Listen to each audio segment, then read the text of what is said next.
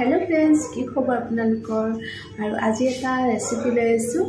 যদি আপোনাৰ কাহ চৰ্দি এনো কিবা হৈছে ঘৰতে কেনেকৈ বনাব পাৰি কাৰা তাৰ কাৰণে মই আপোনালোকক আজি দেখুৱাই আছো প্ৰথমতে মই এটো লম তাৰপিছতে